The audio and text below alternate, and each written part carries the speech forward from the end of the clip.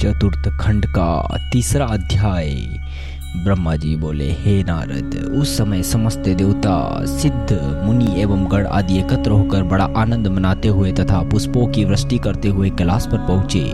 गंधर्वों ने प्रसन्न होकर आनंद के बाजे बजाए। इसी प्रकार बड़ी धूमधाम से उत्सव मनाया गया। तीनों लोकों में सबको बड़ा आनंद प्राप्त हुआ। उसी समय गाधी पुत्र विश्वामित्र, जो प्रसिद्ध ब्राह्मण हैं, तुरंत वहां आ उपस्थित हुए। उन्होंने उस लड़के की स्तुति कर आदर किया।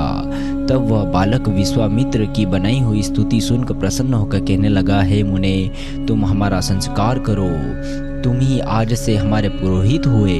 तुम तीनों लोगों में सम्मान के योग्य हो। यह सुनकर विश्वामित्र ने कुछ सोचकर विनयपूर्वक कहा, मैं ब्राह्मण के घर उत्पन्न नहीं हुआ हूँ जो आपका संस्कार करूँ। मैं तो गाधी नामक क्षत्रिय से उत्पन्न हुआ हूँ तथा मेरा नाम विश्वामित्र है। संस्कार आदि कार्य करना ब्राह्मण का धर्म है। इनके अतिरिक्त यदि कोई करावे तो वह दुख पाता है। अस्तु, अब आप अपने विषय में बताइए कि आप इस प्रकार बालक रूप धारण किए हुए कौन हैं? आपके माता पिता कौन हैं? वे दोनों आपको इस प्रकार अकेला छोड़कर कहाँ चले गए?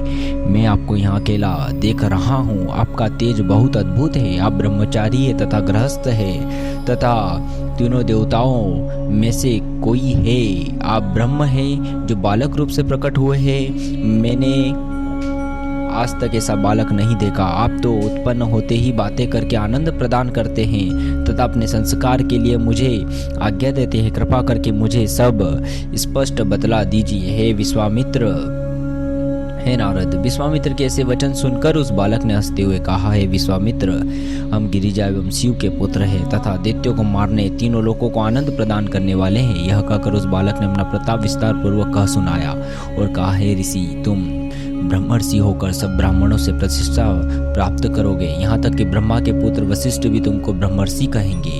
यह हमारा वर है। अब तुम शिव गिरिजा की लीला को अपार समझकर हमें संस्कार के विषय में विचार करने में एवं विलंब न करो। यह सुनकर विश्वामित्र ने तुरंत आज्ञा मानकर संस्कार किया। तब शिव जी के पुत्र ने विश्वामित्र को वर दिया और अपना पुरोहित बनाया। उसी समय अग्नि ने भी वहां पहुंचकर तथा शिव जी के पुत्र को देखकर आनंद प्राप्त किया। फिर उस बालक को प्रणाम किया। विश्वामित्र ने जो बातें पूछी उनका ठीक ठीक उत्तर उस बालक ने दिया। फिर उसने अपनी सब कथा अग्नि से कही। अग्नि ने उसे गोद में उठा, छाती से लगा लिया, उसका मुख चुमा, फिर अत्यंत प्रेम के साथ उस लड़के को अपना पुत्र माना। अपने बहुत से शस्त्र उसे दिए। हे नारद, शिव जी के पुत्र ने दोनों को वहां से विदा किया तथा स्वयं अग्नि की दी हुई शक्ति हाथ में लेकर श्वेत गिरी पर चढ़कर अत्यंत भयानक शब्द से नाद किया। उस शब्द को सुनकर ऐसा प्रतीत होता जैसे प्रलय हुआ चाहता हो। फिर उसने देवताओं के मनोरथ पूर्ण करने के लिए अपनी शक्ति पर्वत के शिखर पर मारी, जिससे तीनों लोकों में हाहाकार मच गया और पर्वत फटकर गिर पड़ा। उस समय महान बलवान 10 पदम राक्षस कालवश हुए, जो पहले वहां रहते थे तथा उन्हें मारने को दौड़े थे। फिर देवता और मुनि चिंतित होकर कहने लगे कि यह क्या हुआ, परंतु किसी की समझ में कुछ ना आया। उस समय तब इंद्रादि देवता उसे देखने के लिए चले। वहां आकर उन्होंने देखा कि वही लड़का पर्वत पर खड़ा है। उस समय पर्वत ने अपना रूप मनुष्यों के समय बनाकर पर्वत ने अपना मुख मनुष्य के समान बनाकर इंद्र से भेंट की तथा हाथ जोड़कर यह कहा, ए इंद्र, आप तीनों लोकों के देवता हैं। इस समय मुझको महान दुख प्राप्त हुआ है।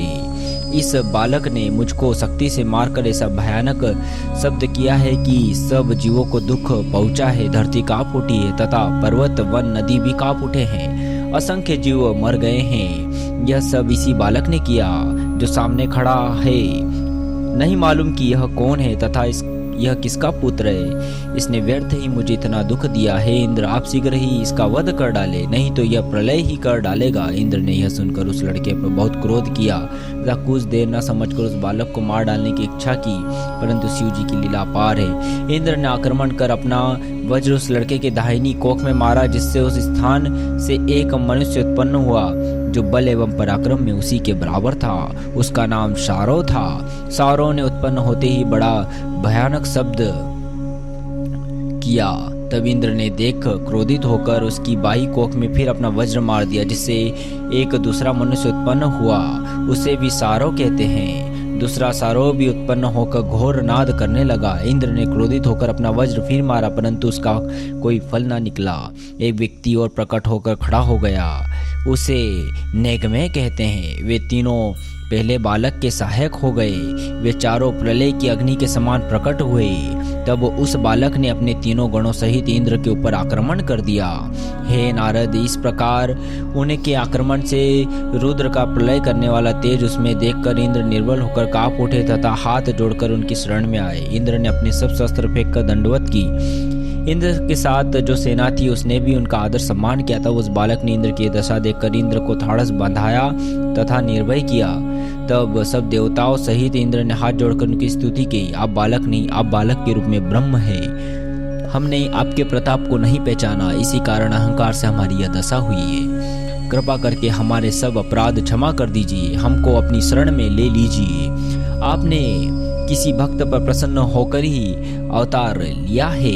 आप सच सच बताएं कि आप कौन हैं, किसके पुत्र तथा कहाँ उत्पन्न हुए हैं। इंद्र के से वचन सुनकर बालक ने कहा, हे इंद्र, अब तुम शीघ्रता पूर्वक यहाँ से जाओ और प्रसन्नता पूर्वक अपने कार्य में संलग्न होकर राज्य कार्य करो। यह कहकर उसने इंद्र को वहां से विदा किया तथा कुछ भी भेद न बताया। इस प्रकार वहां से विदा होकर इंद्र अपने राज्य में जा पहुंचे। चतुर्थ खंड का चौथा अध्याय कल शुरू होगा। ओम नमः शिवाय।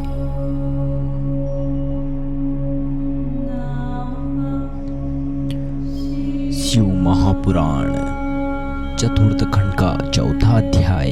ब्रह्मा जी बोले, हे नारद, वही स्त्रियां जिनके विषय में हम पहले बता चुके हैं उसी समय स्नान करने के लिए उस नदी के किनारे पर जा पहुंची। वे उस बालक को देख निकट जा पहुंची तथा बालक को अत्यंत सुंदर पाकर प्रत्येक स्त्री का मन उसको लेने के लिए चाहने लगा। तब सबने उसे उठा लेने की इच्छा की और बोली कि यह बालक मेरा है, मैं इसे लूंगी, यह मेरे गर्भ से उत्पन्न हुआ है। यो कहती हुई सब परस्पर झगड़ने लगी। तब बालक ने सबके स्तनों से दूध पीकर उनके झगड़े को दूर किया। इस प्रकार वे सब माता के समान हो गई। पार्वती नंद सेनानी, पावक भू, स्कंद, गंगासूत, सरजन्मा, षणमुख आदि बालक के नाम पड़े। इसके पश्चात उन स्त्रियों ने बालक को अपने घर ले जाकर बड़ा उत्सव किया। बालक के जन्म का महीना कार्तिक तथा छठ तिथि थी। इस प्रकार शुभ लग्न एवं शुभ मुहूर्त में उसे जन्म लिया था। हे नारद, एक दिन ब्रह्मा, विष्णु तथा इंद्र आदि सब देवता इंद्र की सभा में विराजमान थे। तुमने उचित समय जानकर शिवजी का ध्यान करने के पश्चात स्कंद के जन्म का वृत्तांत वर्णन किया।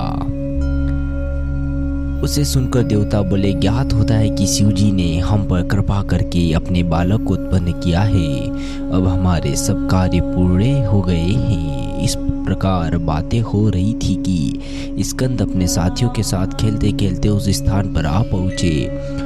मुनियों और देवताओं ने ऐसे तेजस्वी बालक को देखकर पूछा, यह कौन तथा किसका लड़का है। फिर सबने यह कहा कि इसको बुलाकर पूछना चाहिए, क्योंकि इस सुंदर स्वरूप को देखकर नेत्र नहीं थकते। तब उन्होंने उसी समय लड़के को बुलाकर पूछा कि तुम कौन हो। स्कंद ने उत्तर दिया, हम लड़के के रूप में शिवजी है, वही शिवजी जिनका तुम सदैव ध्यान धरते हो तथा जो लोक के हित चाहने वाले हैं, हमको लोक में गुरु कहते हैं। यह सुनकर विष्णु जी ने कुछ सोचकर कहा, यदि तुम शिवजी हो तो हमको विश्वास दिलाने के लिए अपना स्वरूप दिखलाओ। स्कंद ने यह सुनकर अपने भयानक शरीर में विराट रूप प्रस्तुत किया, जिसमें करोड़ों ब्रह्मांड, इंद्र, उपेंद्र आदि वर्तमान थे। उस समय समस्त सभा उसके रोम रोम में ब्राह्मण देखकर कांप उठी। विष्णु जी तथा मैंने घबराकर शरण शरण पुकारी तथा कहा, वास्तव में आप शिव जी का रूप है, अब आप अपना वही रूप धारण कर लीजिए। यह सुनकर स्कंद ने तुरंत अपना पहला वाला रूप धारण कर लिया। हे नारद, विष्णु जी ने हाथ जोड़कर स्कंद की स्तुति की और बोले, हे षणमुख, हे शिव गिरिजा के पुत्र, अब तुम हम पर कृपा करो। तुम तो अनादि निर्गुण तथा सगुण स्वरूप हो। इस समय तुमने स्कंद अवतार धारण किया। इस प्रकार विष्णु जी ने स्तुति की। इसके उपरांत विष्णु जी तथा मैं स्कंद को विमान पर चढ़ाकर देवताओं सहित शिव जी के मंदिर की ओर चला। उस समय प्रत्येक के मुख से जय जयकार का शब्द निकाल रहा था। सब लोग आनंद मनाते हुए कैलाश में जा पहुँचे। हमने स्कंद को शिव जी के पास ले जाकर खड़ा किया। उसे देखकर शिव जी एवं गिरिजा को अपार आनंद प्राप्त हुआ। गिरिजा के स्तनों से दूध निकल पड़ा। वही दशा हो गई कि जैसे कि पुत्र की उत्पत्ति के समय होती है। जब शिव जी ने पूछा कि यह किसका पुत्र है, तब नारद जी ने कहा, तुमने यह समझकर शिव जी का यह चरित्र लीला के निमित्त करते हैं। उत्तर देकर आदि से अंत तक सब वृत्तांत कह सुनाया।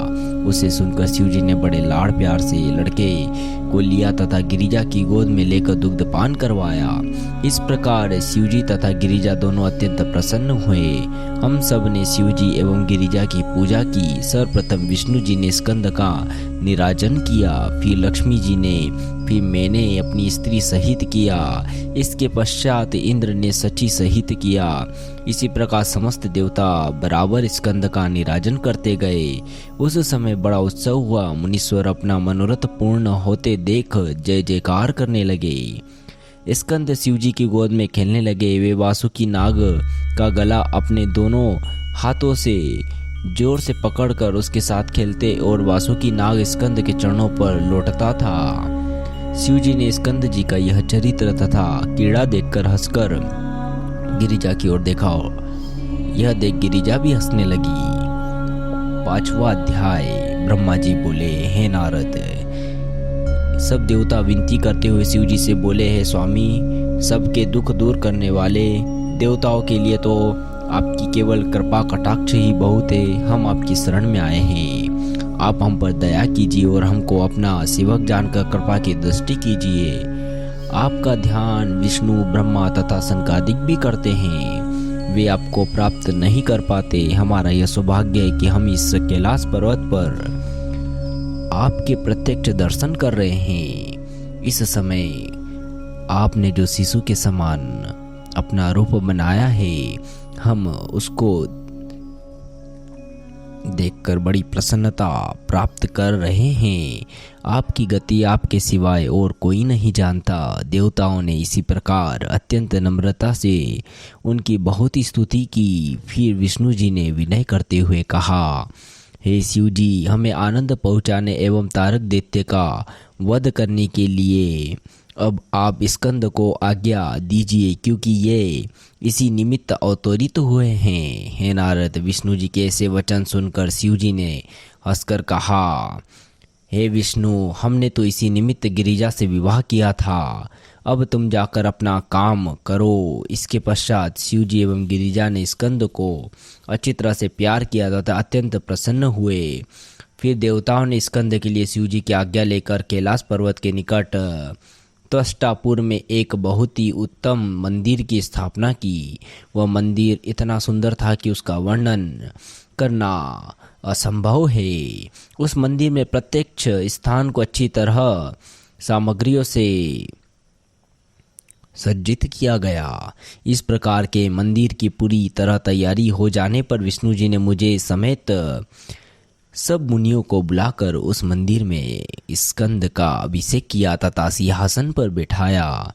विष्णु तथा हम सभी ने स्कंद को विश्व एवं अपना स्वामी मानकर राज तिलक किया तथा अनेक भेंटें दी। उनकी अच्छी प्रकार से सेवा करके अनेक प्रकार के शस्त्र भी भेंट किए। उसी समय शिव जी एवं गिरिजा भी वहाँ उपस्थित हुए।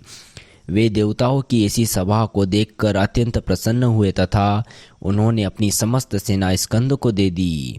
गिरिजा ने सब वस्त्रों पर पहनने का एक ऐसा कवच दिया जो युद्ध में शत्रुओं के सब प्रकार के प्रहार से रक्षा करे। विष्णु जी ने स्कंद को वैजयंती माला देकर एक पुष्पहार अपने हाथ से बनाकर अपने कंठ में डाला। वरुण ने एक बकरा भेंट किया। उसी समय चारों ओर आनंद ही आनंद दिखाई देता था। मैं, विष्णु तथा सब देवता प्रसन्न होकर स्कंद की स्तुति करने लगे। 6वां अध्याय। ब्रह्मा जी बोले, हे नारद, ऐसे समय में एक नारद नाम के ब्राह्मण को, जो अजामेध करता था, यज्ञ में बलि देने के लिए एक बकरी की आवश्यकता हुई। तब स्कंद का बकरा जो वरुण ने भेंट किया था, वह स्कंद की इच्छा जानकर नारद की ओर भाग गया। नारद ने उस बकरे को यज्ञ के लिए सब प्रकार योग्य जानकर पकड़ लिया तथा यज्ञ की अन्य सब सामग्री एकत्र की। संयोगवश नारद किसी दूसरे गांव में गया। तब बकरा ब्राह्मण के जाने के पश्चात मंच उखाड़कर अपने घर भाग गया। फिर वह सातों द्वीप तथा पृथ्वी को जीतकर पृथ्वी के नीचे चला और शेष लोक के पश्चात उसने पाताल लोक को भी जीत लिया। इसके पश्चात वह फिर ऊपर के लोक को चला। प्रथम वह गले में रस्सी बांधे हुए स्वर्गलोक को गया, फिर आकाश पर भी उसने विजय प्राप्त की। फिर संपूर्ण ब्रह्मांड पर विजय प्राप्त कर वह विष्णुपुरी में जा पहुंचा। जब नारद ब्राह्मण उस गांव से लौटा तो उसने देखा कि वहां बकरा नहीं है, केवल रस्सी ही बंधी हुई है। उस समय आश्चर्यचकित होकर उसने सबसे पूछा कि यह बकरा कहाँ गया। सबने उत्तर दिया कि हमने उसे जाते हुए नहीं देखा, न जाने वो बकरा था या क्या था, क्योंकि उसके शरीर में तेज दिखाई पड़ता था, मानो वह अग्नि का रूप हो। ब्राह्मण नारद बकरे के इस प्रकार चले जाने से अत्यंत चिंतित हुआ। फिर उसने विद्वान पंडितों को बुलाकर आदि से अंत तक सब वृत्तांत कह सुनाया था। पूछा कि आप लोगों की क्या राय है, मेरा तो सब परिश्रम व्यर्थ हो गया, अब मैं क्या करूं। स्कंद का यह चरित्र जानकर सब ब्राह्मण कहने लगे, ब्राह्मण तारकदैत्य के वध के लिए स्कंद ने अवतार लिया है और उसको देवताओं ने अपने अपने शस्त्र दिए हैं।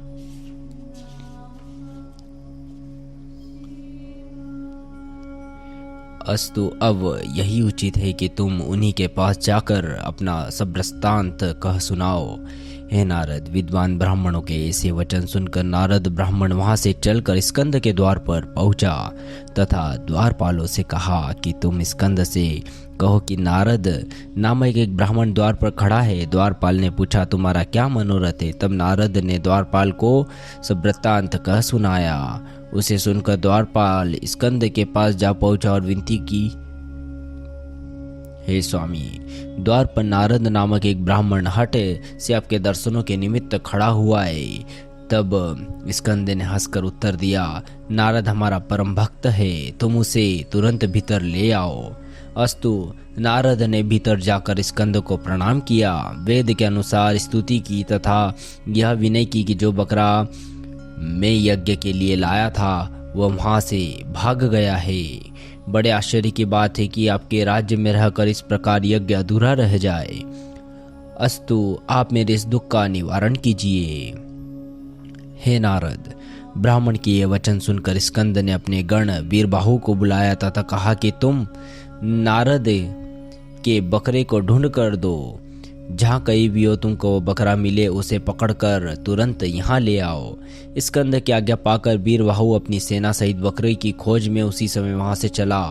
उसने उस बकरे के तीनों भुवनों तथा नीचे के लोकों में ढूंढने के पश्चात विष्णु लोक में उत्पात मचाते हुए देखा। वीरबाहु ने उसके सींगों को पकड़कर घसीट लाया तथा स्कंद को सौंप दिया। स्कंद उस बकरे को देखकर हंसे तथा उस पर आरूढ़ हुए। फिर उन्होंने अपने वाहन के बल को दिखलाते हुए उसको इतना बल दिया कि वह मन के समान गति से अनायास तीनों भवनों में फिरा तथा एक मुहूर्त भर में तीनों लोकों में घूमकर लौट आया। जब स्कंद लौटकर घर पहुंचे तो प्रसन्न होकर उससे उतरकर भीतर गए। तब नारद ब्राह्मण ने स्कंद से कहा, है महाराज, अब मेरे यज्ञ का समय आ गया है, सो आप बकरे को दे दीजिए। हे नारद, ब्राह्मण नारद की इस प्रकार के वचन सुनकर स्कंद ने कहा, है ब्राह्मण, ये बकरा बलि की योग्य नहीं है, क्योंकि यह हमारा वाहन है। तुम जो फल यज्ञ करके प्राप्त करना चाहते हो हम वह तुमको बिना यज्ञ के ही दे देते हैं। नारद ब्राह्मण यह सुन हाथ जोड़कर स्तुति करने लगा तथा स्कंद जी का यशगान करता हुआ अपने घर लौट गया। तब देवताओं तथा मुनियों आदि ने स्कंद की स्तुति करने के पश्चात निवेदन किया, स्वामी जी, हमारे ऊपर जो अनेक कष्ट है आप उनको दूर कीजिए। स्कंद ने हंसकर उत्तर दिया, हे देवताओं, तुमको जिसने इतना दुख पहुंचाया है। हम अपने गणों सहित जाकर उसका वध करेंगे तथा एक निमेष में ही दैत्यों की सेना नष्ट कर डालेंगे। तुमने शिवजी की जो सेवा की है उसका फल तुम्हें अवश्य देंगे। अब तक जो कुछ भी हुआ उसे तुम शिवजी की लीला ही समझो। शिवजी अपने भक्तों को सदैव आनंद प्रदान करते हैं, परंतु दुष्टों के लिए वे बहुत भयानक है। इस प्रकार स्कंद के मुख से शिवजी की लीला का वर्णन सुनकर देवता लोग अत्यंत प्रसन्न हो जय जयकार करने लगे। चतुर्थ खंड का 7वां अध्याय कल से शुरू होगा। ओम नमः शिवाय।